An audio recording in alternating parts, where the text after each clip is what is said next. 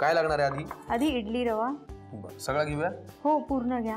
त्याच्यामध्ये coconut milk अर्धी वाटी, सर्व टाकलं तरी चालेल. बरं. अर्धी वाटी गूळ बघा पुरे. ओके. आता अर्धी वाटी साखर. बरं.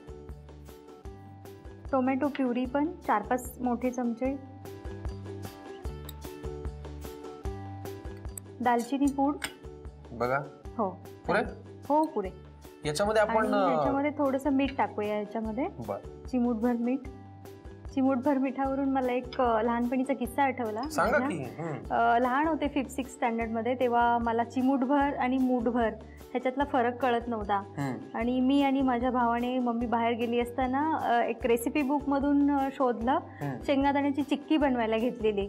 आणि त्या चिक्कीमध्ये असं लिहिलं होतं चिमूटभर मीठ टाकायचे. तर आम्ही मूठभर मीठ टाकलं मी त्याच्यात आणि ती चिक्की पूर्ण खारट झाली आणि फायनली ती फेकून दिली. घरी सांगितलं का मी असं? हो सांगितलं. तुम्ही चाकून पाहिली? हो, ती खाण्यालायकच नव्हती. अरे देवा. चिमूटभर आणि मूठभर. हो, अजून पण चिमूटभर मीठ म्हणत असताना मला तो किस्सा आठवतो लहानपणीचा. बरोबर. पण फार म्हणजे असा एक छोटासा पण गोड मुद्दा आहे. आता आपण हे मिश्रण व्यवस्थित फेटून घेऊया आणि याला असंच ठेवायचंय. हो, जेणेकरून ह्याच्यातला गूळ पूर्णपणे विरघळला पाहिजे. बरं. याच्यात पाणी वगैरे ऍड करायची गरज नाही?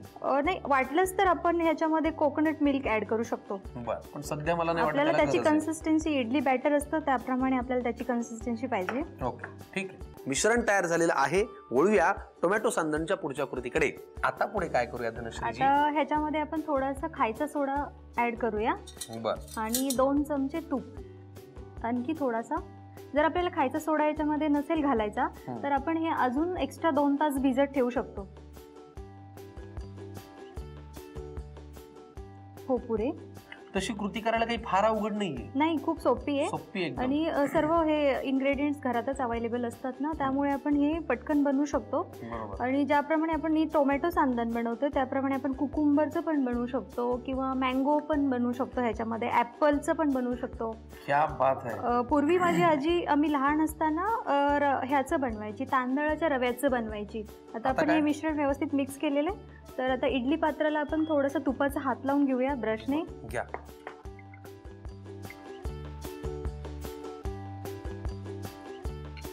आता हे मिश्रण आपण ह्याच्यामध्ये भरूया इडली पात्रात. किंवा आपण ना कुकरमध्ये पण याला स्टीम देऊ शकतो किंवा इडलीच्या कुकरमध्ये पण स्टीम देऊ शकतो. कुकरमध्ये जर स्टीम द्यायची असेल आपल्याला तर आपण कुकरच्या डब्यामध्ये हे बॅटर लावायचंय स्टीम देण्यासाठी. आणि नंतर मग आपण ते स्क्वेअर शेप मध्ये कट केलं तरी चालेल. आपण करतो तसं. हो, ठीक आहे. आता आपण हे स्टीम करायला ठेवूया. गॅस आम्ही ऑलरेडी लावून घेतलाय. ओके. आपलं कुकर गरम झालेलं आहे. किती वेळ ठेवायचं याला? आपण याला 5 ते 10 मिनिटं स्टीम देऊया. बरं, 5-10 मिनिटात होईल ते. हो हो.